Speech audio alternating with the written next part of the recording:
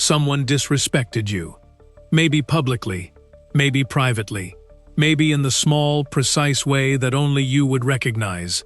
The dismissal dressed as a joke, the undermining dressed as concern, the contempt delivered with a smile. And in that moment, every instinct fired at once. Defend, explain, retaliate, prove them wrong. But something stopped you. Or maybe nothing stopped you.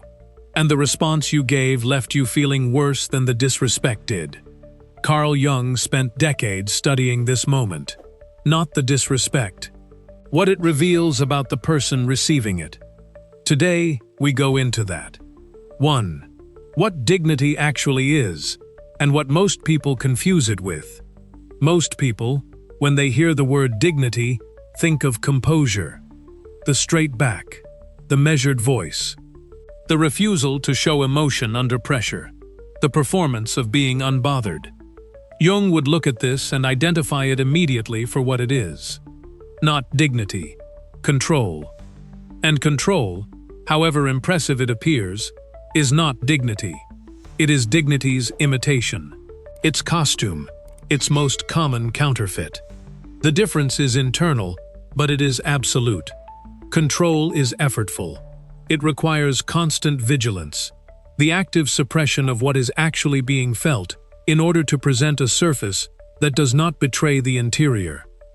The person exercising control is working, hard, often desperately, holding something back that wants to come forward, maintaining a presentation that does not reflect a reality.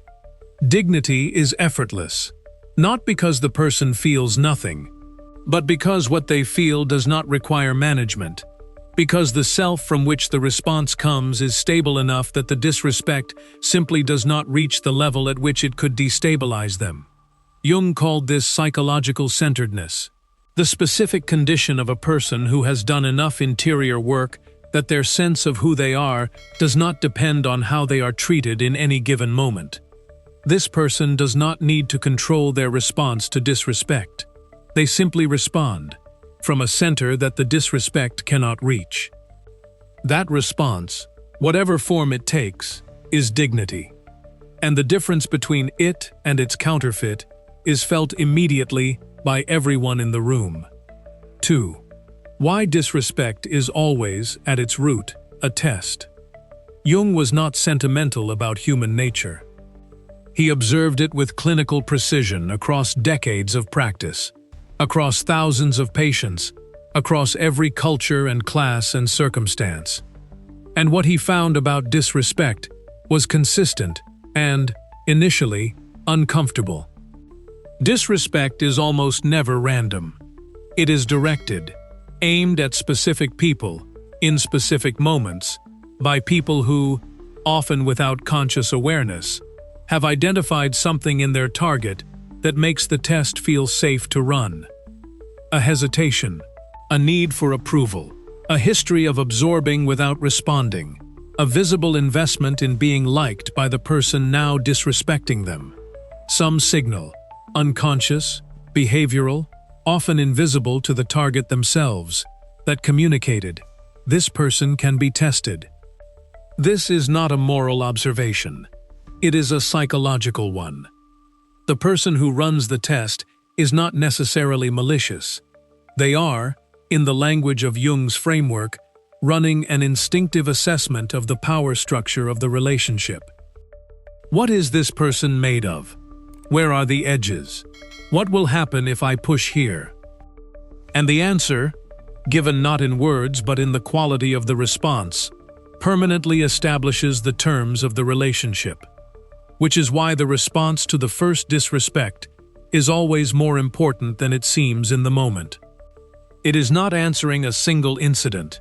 It is answering the question of who you are and what you are prepared to accept. And dignity, genuine dignity, not performed composure, is the only answer that settles that question permanently. 3. What they were actually expecting. Here is where Jung's framework becomes most practically useful. When someone disrespects you, when they dismiss, diminish, undermine, or demean, they are, consciously or not, expecting one of a small number of responses. They are expecting anger, the heated reaction that reveals how deeply the disrespect landed. That confirms their power to affect you. That gives them the drama they were, perhaps unconsciously, seeking. Or they are expecting submission, the apology, the over-explanation, the attempt to restore harmony by absorbing the disrespect without consequence. The communication that this was acceptable because you are still here, still smiling, still treating the relationship as though nothing happened. Or they are expecting defense, the argument about why the disrespect was wrong, the evidence marshaled in your favor, the case made for your own worth, which, by the act of making it, confirms that you required their validation to feel valid. These are the expected responses. They have been conditioned by a lifetime of watching how most people respond to disrespect. And they all share one thing in common. They give the person who disrespected you something. Energy, reaction, engagement, the confirmation that what they did had the intended effect. Dignity gives them nothing. Not coldness, which is itself a reaction, a communication that the disrespect arrived and produced a state. Not silence as punishment, which is the performance of dignity rather than its substance, but the genuine, unhurried, completely undramatic continuation of yourself. As though what was said or done simply did not reach the level at which it could require a response. As though you are so thoroughly yourself, so completely present in your own identity, that the disrespect found no gap to enter. This is the answer they never expected, because it is the answer that requires the one thing most people have not built: a self that does not need the outside world's treatment to tell it who it is. 4. The shadow beneath the disrespect. Jung was always interested in what behavior reveals about the person exhibiting it. And disrespect, genuine, deliberate, targeted disrespect, reveals something specific. It reveals what Jung called projected shadow. The shadow, the suppressed, denied, unintegrated parts of the self, does not stay contained. It finds expression, usually outward, usually onto people who carry, or seem to carry, the qualities the disrespecting person has refused in themselves. The person who demeans someone's sensitivity is almost always someone who has suppressed their own. The person who dismisses someone's ambition is almost always someone who has abandoned their own. The person who mocks someone's vulnerability is almost always someone who is terrified of their own. The contempt is not really about you. It was never really about you. It is the disrespecting person's relationship with their own suppressed interior, being played out against the nearest available screen. You are the screen. And understanding this, not as a consolation prize, not as a way of avoiding the impact, but as a genuine psychological reality, changes the quality of the response available to you. Because the person who understands this does not need to defend themselves from something that was never actually aimed at them. They can simply observe, with curiosity rather than pain, with the slight, genuine distance of someone who recognizes what they are witnessing. This person is in conflict with something in themselves. I happen to be in the room. This recognition is not coldness, it is clarity. And clarity, genuine, psychologically grounded clarity, is one of dignity's most powerful expressions. 5. Why dignity is threatening. This is the part most people don't anticipate. When you respond to disrespect with genuine dignity, not performed composure, not strategic silence, but the real thing, the person who disrespected you often becomes more agitated, not less. This seems counterintuitive. If the disrespect was designed to produce a reaction, and no reaction was provided, shouldn't the whole thing simply end? Often it doesn't, because the absence of the expected reaction is itself a kind of response. and it is a response that communicates something the disrespecting person finds deeply uncomfortable. This person is not organized around my opinion of them. And for the person whose sense of power in the relationship depended on their ability to affect you, this discovery is not neutral. It is threatening. It reveals, without a single word being spoken, that the leverage they assumed they had does not exist, that the dynamic they thought they understood has a different structure than they believed. And the response to this discovery is almost always escalation. Another provocation, harder. Another attempt to find the gap. Another, more obvious test of whether the dignity is real or simply a performance that can be broken under sufficient pressure. This escalation is not a sign that your dignity failed. It is proof that it worked. Because the escalation is the disrespecting person revealing, with increasing transparency, their own anxiety. Their need to produce a reaction, any reaction, that confirms you can be moved. The person of genuine dignity does not need to outlast this escalation. They simply remain themselves through it. And eventually, not always quickly, but eventually, the person escalating reaches the same conclusion every test reaches when it receives no confirming result: that there is nothing here to exploit, and they stop. 6. The relationship between dignity and self-knowledge. Here is the foundation of everything else in this script. Dignity is not a behavior you perform. It is not a strategy you employ.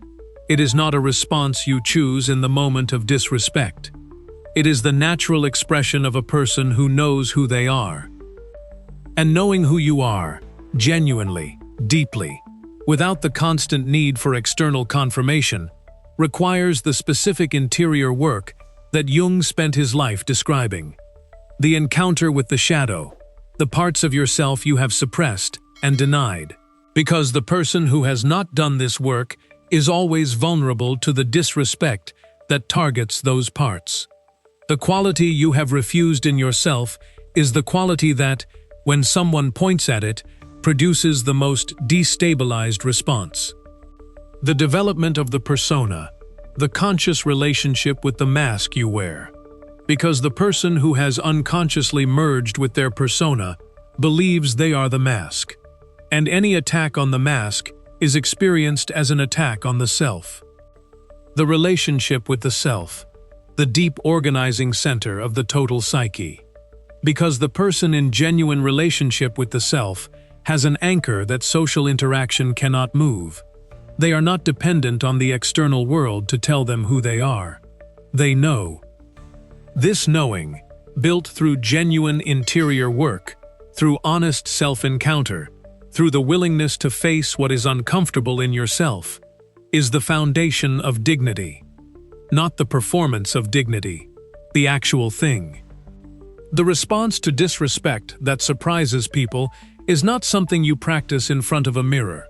It is something that emerges naturally from a person who has done the work. Because the person who truly knows who they are simply does not have the same relationship with disrespect that the person without that knowing has. The disrespect arrives, and it finds not a gap to enter, not an anxiety to inflame, not an uncertainty to exploit, but a self, complete, present, unrequiring of external confirmation. And against that, there is nothing to do. 7. The specific forms dignity takes. Because dignity is not one behavior. It expresses differently depending on the situation, the relationship, the nature of the disrespect, and the person expressing it. Here are the forms Jung's framework points toward.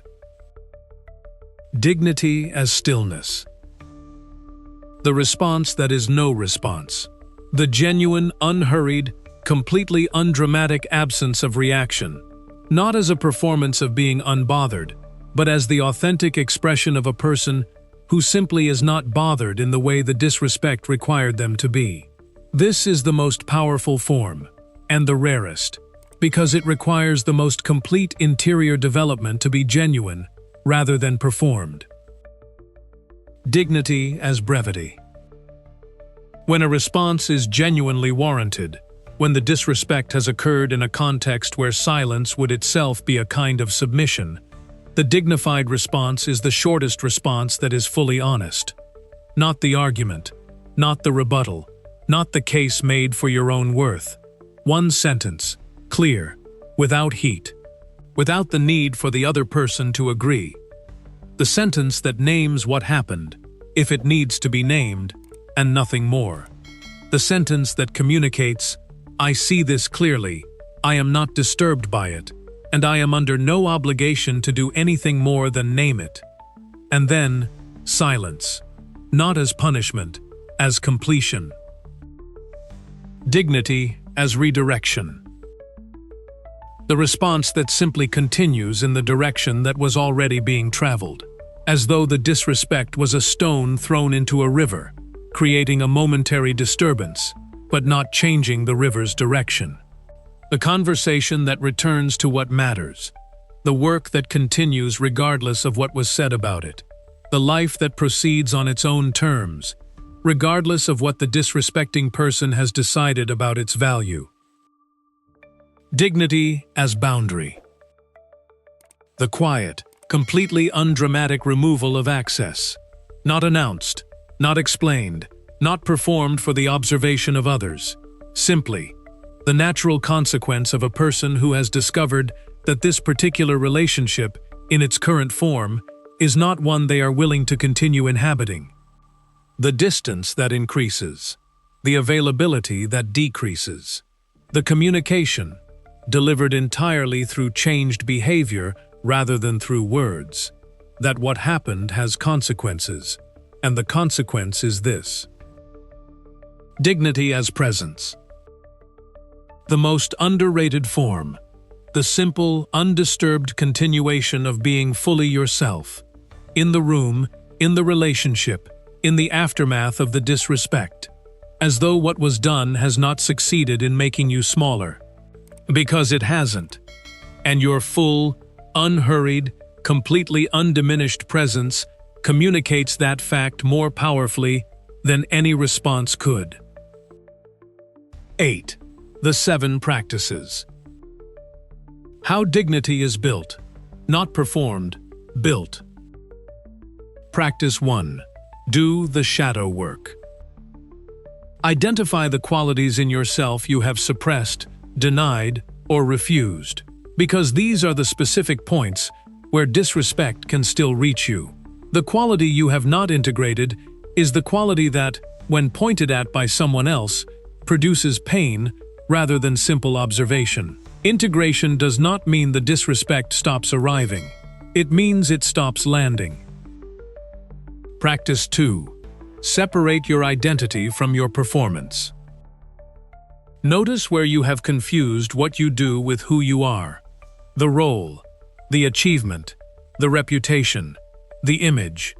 Your identity is not these things, and the person who has genuinely separated them cannot be destabilized by attacks on the performance, because they know the performance is not what they are. Practice 3. Practice receiving feedback without immediate reaction. Not all negative input is disrespect. Some of it is information. The person of genuine dignity can distinguish between the two, because they are not organized around protecting the ego from discomfort. They are organized around genuine self-knowledge, and genuine self-knowledge welcomes accurate information, regardless of how it arrives. Practice 4. Reduce the need for external validation in small, daily ways. Not dramatically, not all at once. In the small moments where the impulse to seek confirmation arrives, simply notice it, name it, and choose, occasionally, not to act on it. The cumulative effect of these small choices is a genuine shift in the relationship between your identity and other people's opinions. Practice 5. Know your values before you need them. The person who has never thought clearly about what they actually stand for, what they will and will not accept, what matters and what doesn't, is the person who is most destabilized by the moment of disrespect, because they have no stable reference point from which to respond. Know your values before the test arrives, so that when it arrives, the response comes from somewhere real. Practice 6. Give yourself the response you keep waiting for from others. The validation you are seeking from the person who disrespected you, the acknowledgement of your worth, your contribution, your reality, will not come from them. It never does. Practice giving it to yourself, not as affirmation, as honest assessment. I know what I did. I know what I am. Your opinion of it does not change the reality. Practice 7. Let time be the witness. The person of genuine dignity does not require the immediate resolution of disrespect. They can hold the situation, clearly without urgency, and allow time to reveal what it always reveals: the quality of the person who disrespected them, the quality of their own response, and the reality, quiet, undramatic, completely indifferent to anyone's opinion of it, of who was actually right about what. 9. The final truth. Jung wrote something toward the end of his life that has never stopped being accurate. He wrote that the most subversive act available to a human being is to become fully themselves, not in spite of what others have done to diminish them, through it. Every disrespect you have survived, every dismissal, every undermining, every moment where someone decided you were less than you are, was, in Jung's framework, an invitation. Not a pleasant one, not one you would have chosen, but an invitation nonetheless. To discover whether your sense of who you are lives in their assessment, or in something they cannot reach. The answer, built through interior work, through genuine self-encounter, through the slow, unglamorous, entirely private process of becoming someone who knows who they are, is dignity. Not the performance of it, the real thing. The thing that arrives in the room before you speak. That remains when you leave. That cannot be diminished by someone who never had the authority to define you in the first place. They disrespected you. They expected anger, submission, defense. What they got was something they had no response prepared for. A person who simply continued, complete, present, undiminished, as though what they did was exactly as significant as you decided it was. Which was not very. That is the answer they never expected. And it is available to you, not as a performance you put on, as a person you build, starting now. If this reached something in you, some recognition of the dignity that has been present in you, waiting to be lived from rather than performed, that recognition is not the beginning of something new. It is the return to something real. If you want more content on Carl Jung's psychology, the architecture of genuine self-possession, shadow work, and the deep philosophy of a life lived with dignity, subscribe now. Because the most powerful thing you will ever do is simply refuse to be made smaller by people who were never large enough to define you.